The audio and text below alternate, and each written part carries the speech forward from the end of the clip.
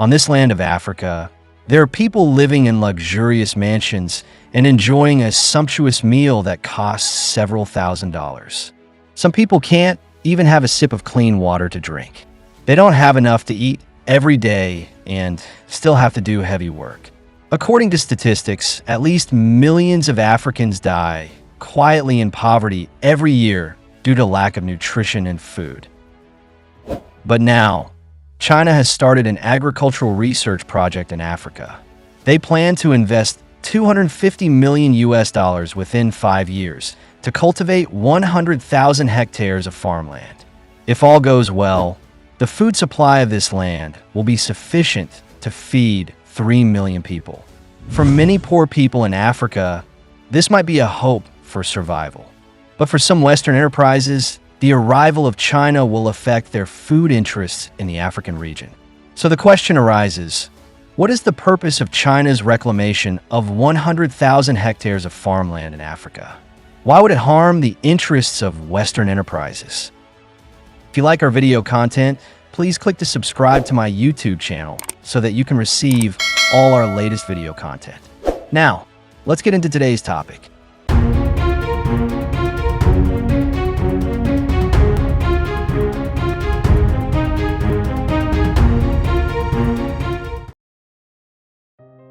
According to a 2024 United Nations report, at least over 500 million poor people worldwide suffer from hunger every day, with Africa alone accounting for nearly half of the global hungry population. In fact, Africa is rich in natural conditions and has about 60% of the world's available arable land. But in reality, the land they develop and utilize does not reach 30% of the entire continent's available arable land. The main problem lies in that many African countries have long been plagued by war and conflict, unstable political situations, and a slow economic development, which makes it difficult for agriculture to develop. Poor farmers cannot afford advanced agricultural equipment, nor do they have the money to introduce new technologies. Even expanding the planting area has become a problem. Of course, the climate in Africa is also a major challenge. Natural disasters such as droughts and floods occur frequently. Many times, newly planted crops are destroyed before they are fully ripe. To help African people get rid of hunger, some developed countries in Europe and America provide a large amount of food aid to Africa every year. However, due to the corruption of many government agencies in Africa and the lack of regulatory mechanisms, these aid foods are embezzled layer by officials during transportation and distribution. These embezzled, gratuitous aid grains are often sold by officials at prices far below the market rate to obtain cash, thus triggering market looting. However, this kind of behavior has also led to the situation where many African farmers' hard-earned grains cannot be sold at all and can only be piled up in warehouses to mold, causing them to lose the will to continue farming. In addition to providing assistance, European and American countries have also made considerable agricultural investments in Africa. However, European and American enterprises only focus on profits, so they mainly grow high-value and high-yield cash crops in Africa, such as cocoa, cotton and coffee beans, etc. Although these crops can bring considerable profits to European and American enterprises, they are not the most urgently needed food for the local people. Worse still, monoculture systems have almost no resistance to climate change. A drought or a single pest or disease can lead to a complete failure of the entire farm. Therefore, although European and American countries have also made agricultural investments in Africa, this model that overly pursues economic benefits cannot fundamentally solve the long-term food problems of African countries. However, there is one country that has been providing agricultural assistance to many African countries for 60 years and has taught local farmers to grow Chinese rice. This country is China. As far as I know, in all the aid China has provided to Africa over the past few decades, agriculture has always been one of the key areas. At present, China has established 24 agricultural technology demonstration centers in Africa and promoted over 300 advanced and applicable technologies, such as corn planting, vegetable cultivation, and cassava propagation to Africa, increasing the local crop production by 30% to 60%. But in my opinion, it is China's hybrid rice that has truly been of the greatest help to Africa. Burundi is one of the countries that China has provided the most assistance with hybrid rice. In 2018, due to a significant increase in grain production, the number of displaced people in the local area decreased by 30% compared to the previous year, and the incidence of malaria also dropped by half. Subsequently, China launched the first phase of hybrid rice experimental fields in Burundi, with the ultimate maximum yield reaching 13.86 tons per hectare, while the local average yield was only over 2 tons per hectare, which was equivalent to an increase of 5 to 6 times. By 2020, the area of agricultural demonstration planting in Burundi had rapidly expanded from just a few dozen hectares initially, covering thousands of hectares of farmland in more than 10 provinces across the country. By 2022, the average yield of rice in the local area had risen from 3 tons per hectare to over 10 tons. Meanwhile, in Madagascar, Africa, the area promoted by China's hybrid rice has exceeded 75,000 hectares, with an average yield of 7.5 tons per hectare, which is more than 3 times that of the local traditional varieties. It is precisely because of China's hybrid rice that many people have been able to enjoy rice, saving countless poor families. To assist African countries in developing agriculture, China will once again increase its agricultural support for Africa in 2024, committing to provide $120 million in emergency food aid to help African countries address the issue of reduced food production caused by natural disasters, such as land desertification, drought, and locust plagues. Nowadays, China has invested $250 million in Angola, Africa, to launch a 5-year super agriculture project. So, what exactly is this agricultural project? In July this year, China and Angola in Africa signed a cooperation agreement, planning to invest $250 million in the next 5 years to build a 100,000 hectare planting area, mainly for growing corn and soybeans. The project aims to not only meet Angola's domestic food demands, but also export some of its products back to China. At present, 2 plots of land in the northwest of Angola have begun to be cultivated. Once the land use rights are obtained, planting could be officially launched. According to the plan, China will subsequently dispatch 500 agricultural experts, cultivate 1,000 leading figures in agricultural prosperity, and build 100 demonstration villages for agricultural poverty reduction. It is expected that by next year, the project will have put 10,000 to 20,000 hectares of cultivated land into use. Meanwhile, Chinese enterprises will also take the lead in establishing an agricultural support fund to ensure the smooth operation of the entire project. A series of high-yield planting techniques will be adopted in the project, with the goal of increasing the per hectare yield of corn to 8 tons and that of soybeans to 5 tons. It is estimated that these crops can feed at least about 3 million people a year. The current 100,000 hectare planting area is regarded as a pilot project, and the planting scale will be further expanded in the future. However, just as this agricultural project in China was announced, the 4 major grain merchants in Europe and America couldn't sit still. They felt that their interests in Africa would be under great threat. So, why does China's growing food in Africa make them so nervous?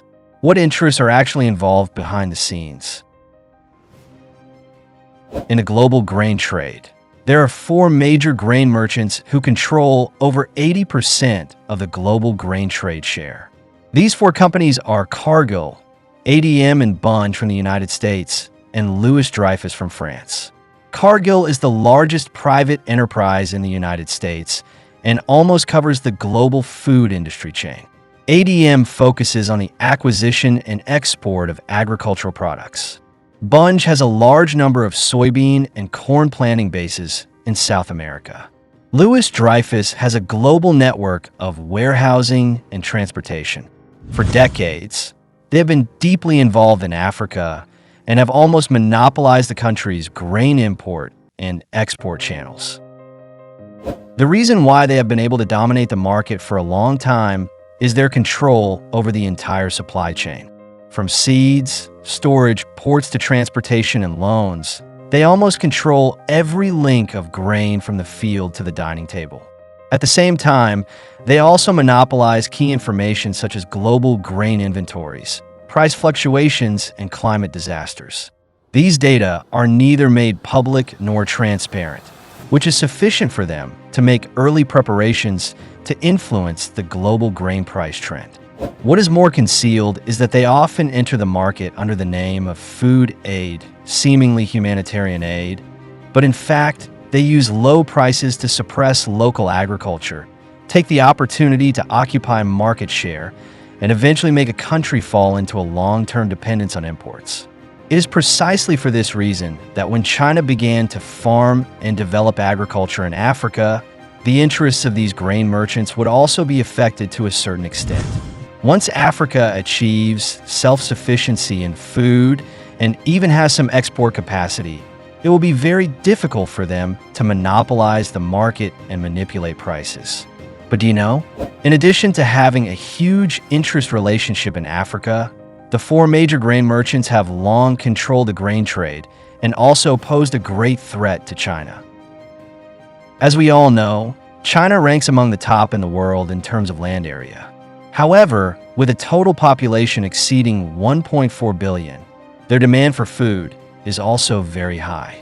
For a long time, the world's four major grain merchants have been trying to control the Chinese market through grain trade. In 2003, due to China's lack of experience in dealing with the international agricultural product market at that time, the United States announced that global soybean production would be significantly reduced, causing panic in the international market. The price of soybeans rose rapidly from 2,300 yuan per ton to 4,400 yuan. Chinese grain and oil enterprises, fearing that prices would continue to rise, were eager to purchase 8 million tons of soybeans at high prices, only to fall into the trap that the other party had already set. Not long after, the United States suddenly announced that its previous estimate was wrong, claiming that soybeans had actually had a bumper harvest. As a result, the market price plummeted to 2,200 yuan per ton. This round of operations has caused huge losses to Chinese enterprises, with over 1,000 grain and oil companies going bankrupt as a result. Subsequently, the four major grain merchants took the opportunity to acquire bankrupt assets at low prices, penetrating and controlling multiple key links in China's soybean industry chain. After experiencing this incident, China also drew lessons. In 2006, when the price of soybeans rose again, the government effectively stabilized market sentiment by restricting prices and releasing national reserve soybean oil. By 2008, China had officially established a national soybean reserve system, protecting farmers' interests through high-price purchases while enhancing the government's ability to regulate the market. In response to the monopoly of the world's four major grain merchants on global grain trade, China later chose to expand its presence in Africa and actively assisted many countries in developing agriculture. Take the $250 million project signed between China and Angola as an example. The 100,000 hectare planting area in the country mainly grows corn and soybeans. Besides supplying the domestic market, about 60% of the output of these crops will be exported to China. In the past, China imported 90 million tons of soybeans and 20 million tons of corn every year, 80% of which came from the Americas.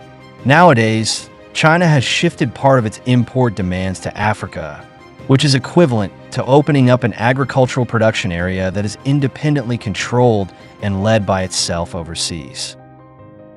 More importantly, some regions in Africa can harvest twice a year, and the transportation route passes through the Indian Ocean route, which is 7 days shorter than the Pacific voyage and the freight cost can be saved by about $20 per ton. Chinese enterprises have directly invested assets in Africa, achieving a full-chain connection from seeds, fertilizers to ports. As costs gradually spread out, China's say in grain prices has also begun to gradually increase. Moreover, the governments of Kenya and Tanzania have sent personnel to Angola to inspect China's planting areas, planning to replicate this successful Angolan model. As of today, China has established agricultural cooperation mechanisms with 23 African countries and regional organizations and signed 72 multilateral agricultural cooperation documents. More than 200 Chinese enterprises have been involved in agricultural fields, such as agricultural machinery, planting, and breeding in Africa, with a cumulative investment of over $1 billion. In addition to agriculture, China also announced in June this year that it would implement a zero-tariff policy on 100% tariff items for products from 53 African countries, with which it has established diplomatic relations. The aim is to promote economic and trade exchanges and cooperative ties between China and Africa. We can see that China is leveraging its own modernization strength to help Africa accelerate its pace of development and revitalization, enabling more African countries to shake off poverty and hunger. To not miss out on our future projects and news updates, please make sure you subscribe to our channel and turn on notifications. We will continue to provide you with more exciting and interesting content.